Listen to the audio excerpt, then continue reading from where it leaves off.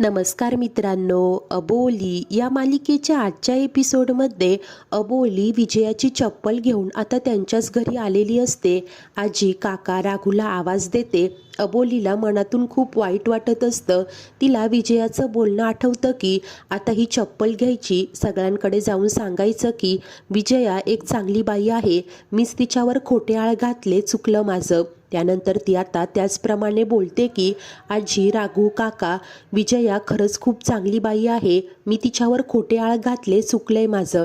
तेव्हा काका म्हणतात, अगं हे काय चाललंय, ही चप्पल का हातात घेतलीस? आजी म्हणते, आधी ती चप्पल खाली ठेव, डोकं फिरलंय का तुझं? अबोली म्हणते की नाही, चुकलंय माझं, हे सगळं मला करू द्यात, प्लीज थांबवू नका। आणि त्यानंतर ती आता शेजारील घरांजवळ जात सगळ्यांना आवाज देत बाहेर बोलावत असते आणि हेच वाक्य सगळ्यांना सांगत असते। राणे काका, तुषार, नीता सर्वांनाच ती हे बोलत असते। नीता तर खुश होत म्हणते की हे सगळं काय सुरू आहे? तेव्हा विजया म्हणते, काही नाही ग, हिला खूप माज होता ना, आता चांगलाच माज उतरवलाय, तू टेन्शन नको घेऊस, मस्त तमाशा पहा आणि एन्जॉय कर। व त्या दोघीही खूप खुश होत असतात। इकडे राघू आणि काका अबोलीला थांबवण्याचा खूप प्रयत्न करत असतात, परंतु अबोली मात्र रडतच सगळ्यांकडे जाऊन ती चप्पल हातात घेत विजया खूप चांगली बाई आहे, माझं चुकलं असं सांगत असते। त्यानंतर ती विजयाकडे येते, तेव्हा विजया हसतच म्हणते, काय कळली का आपली लायकी? आता ही चप्पल स्वच्छ कर आणि माझ्या पायात घाल। तेव्हा अबोली ती चप्पल खाली ठेवते, स्वतःच्या पदराने ती चप्पल पुसून विजयाच्या पायात घालते। हे सगळं पाहून आजीला खूपच वाईट वाटत असतं। त्यानंतर विजया म्हणते की ठीक आहे, तू आता माझी अट पूर्ण केलीस ना, मग मी देखील माझा शब्द ठेवते। चल, दिली तुला 8 दिवसांची मुदत, 8 दिवसात माझे पैसे नाही आले तर, असं बोलत मोबाईल दाखवत पुन्हा अबोलीला धमकावते। तितक्यात विजयाला कुणाचा तरी कॉल आल्याने ती बाजूला जाते। अबोली मात्र रडतच घरी निघून जाते। तर इकडे विजयाला आता त्या सोनाराचा कॉल आलेला असतो, ज्याने अबोलीला ते पैसे आणि काम दिलेलं असतं। तो म्हणतो की तुम्ही सांगितल्याप्रमाणे मी अबोलीला काम दिले, ती तयार झालीये, आज रात्री ती जेवण बनवायला येणार आहे। तेव्हा विजया म्हणते, मग रात्री काय करायचं ते लक्षात तर आहे ना, नीट व्हायला पाहिजे। तेव्हा तो सोनार बोलतो, होय, तुम्ही काहीच काळजी करू नका, तुम्ही सांगितलंय तसंच होईल। तर विजया म्हणते की काहीही झालं तरी हे कळता कामा नये की हा सगळा माझा प्लॅन आहे, नाहीतर खूप मोठा प्रॉब्लेम होईल। तेव्हा तो सोनार म्हणतो की होय, तुम्ही काहीच काळजी करू नका। त्यानंतर विजया आता खुश होत म्हणते की खूप दिवसांनंतर जिंकल्याचा आनंद मिळतोय। ओली, खूप उडत होतीस ना तू, आता हीच तुझी शिक्षा आहे। आज रात्री तुझ्यासोबत काय घडणार आहे ना, तुला माहितीही नाही, असं बोलत खुश होत असते। तर इकडे अबोली मात्र खूप रडत असते। घरातील सर्वांनाच अबोली नक्की असं का वागली हा प्रश्न पडलेला असतो। आजी विचारते, ती कसले पैसे मागत होती तुझ्याकडे? ही पैशाची काय भानगड असो ग, बोल ग बाय माझे, असं आता पुन्हा पुन्हा अबोलीला विचारत असते। अबोली मात्र रडतच म्हणते की आजी, मी काहीच सांगू शकत नाही, फक्त एवढंच सांगतीये, हे सगळं मी माझ्या कुटुंबासाठी करतीये आणि चूक माझीच झाली। जर का मी अंकुश सरांना किडनॅप केलं नसतं तर आज माझ्यावर ही वेळ आलीच नसती, विजयाला संधी मिळालीये, बोलत अबोली आता खूप रडत असते। त्यानंतर रात्री इकडे अंकुशला खुर्चीला बांधून ठेवलेलं असतं आणि खऱ्या परमजित सिंगला ज्या पेटीत बंद केलेलं असतं त्या पेटीतून आवाज येत असतो। अंकुश सांगतो की सर, तुम्ही कोण आहात, त्या पेटीचं झाकण उघडा। तेव्हा आता खरा परमजित सिंग ते पेटीचं झाकण उघडतो आणि अंकुश म्हणतो की सर हो, तुम्ही कोण आहात, इथे तुमच्या जीवाला धोका आहे। तर अंकुशकडे पाहताच परमजित सिंग बोलतो की अंकुश, इन्स्पेक्टर अंकुश शिंदे। तेव्हा अंकुश आश्चर्याने म्हणतो, काय तुम्ही ओळखता का अंकुशला? परंतु तुमचा काहीतरी गैरसमज होतोय, मी अंकुश नाही तर सचित राजे आहे, फक्त अंकुश सारखा दिसतो। तर ते परमजित सिंग आता कसे बसे पेटीच्या बाहेर येतात। ते सर अंकुश जवळ येत सांगतात की तू एक कर्तव्यनिष्ठ ऑफिसर आहेस, मला तुला भेटायचं होतं।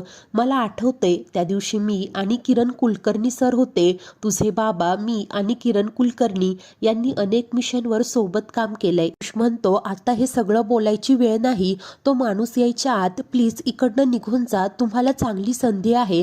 तेव्हा ते परमजित सिंग म्हणतात की नाही, मी सुद्धा एक पोलीस ऑफिसर आहे, तुला संकटात सोडून असा एकट्याने जाणार नाही, मी तुला सोडवतो, आपण दोघे इकडनं जाऊ। ते आता अंकुशचे हातपाय सोडणारच असतात, परंतु तितक्यात आता तो किडनॅपर तिथे येतो आणि लगेच त्या परमजित सिंगवर वार करणारच असतो.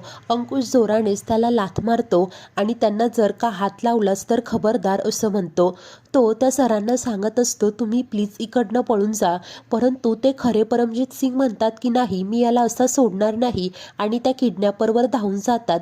परंतु तो किडनॅपर त्यांचा हात पिरगळत त्यांना कुठेतरी घेऊन जातो. अंकुश ओरडतच, हे काय करतोय तू, असं बोलत असतो. तर इकडे घरी आता अबोलीने घेतलेल्या त्या 300 लोकांच्या केटरिंगच्या ऑर्डरसाठी तिला जायचं असतं.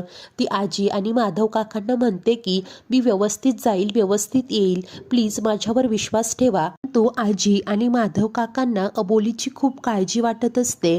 अबोली त्यांना समजावते आणि मी व्यवस्थित जाऊन परत येईल, तिकडे सगळे काही आहेत माझ्या मदतीसाठी, काळजी घ्या, असं बोलून ती आता निघून जाते. त्यानंतर ती जेव्हा कामाच्या ठिकाणी पोहोचते तिथे इतर लोक देखील असतात. अबोली एका व्यक्तीला विचारते, लग्नाचं जेवण इथेच बनवायचंय ना, मी स्वयंपाकाच्या तयारीसाठी आली आहे. तेव्हा ते सांगतात, होय, या इतर बायका आहेत तुमच्या मदतीसाठी. त्यानंतर अबोली आता डोक्यात कॅप आणि ॲप्रन चढवते आणि आजचा मेन्यू काय आहे असं विचारते. तेव्हा तो व्यक्ती तिला सर्व काही समजावून सांगतो. त्याप्रमाणे अबोली कामाला देखील लागते. तिथे असलेल्या सर्व वर्करला ती अनेक सूचना सांगत त्यांच्याकडून व्यवस्थितपणे काम करवून घेत असते. परंतु काहीच वेळात तो व्यक्ती पुन्हा तिच्याकडे येतो आणि म्हणतो की ताई, जेवणाचा मेन्यू जरा चेंज झालाय. अबोली धक्क्यानेच म्हणते, अहो हे काय बोलताय तुम्ही, सगळं झालंय, फक्त गोडाचं तेवढं बाकी आहे. व्यक्ती सांगतो की या तुम्ही आमच्या मालकीनबाईंशी बोलून घ्या आणि अबोलीला त्या मालकिनीकडे घेऊन येतो, जी तोंडाला फेस पॅक लावून बसलेली असते.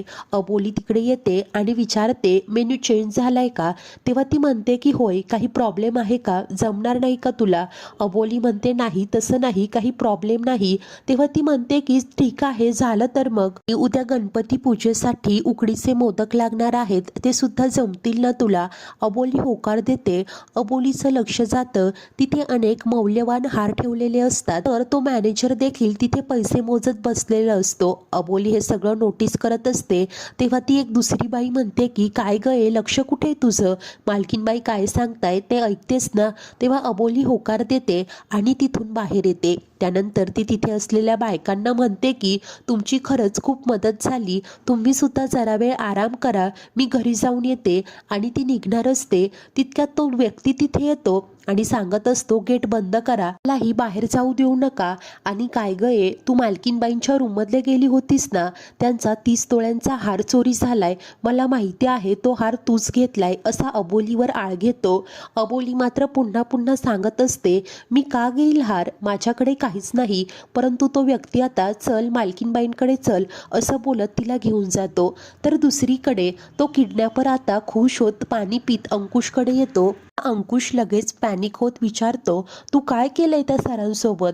तेव्हा तो किडनॅपर वैतागत म्हणतो, गप्प बस रे, आणि काय तुला गप्पाच मारायच्या आहेत ना, ठीक आहे, मी तुला तिकडच्या बातम्या देतो. तुला माहिती आहे का, तुझी अबोली खूप मोठ्या संकटात सापडलीये.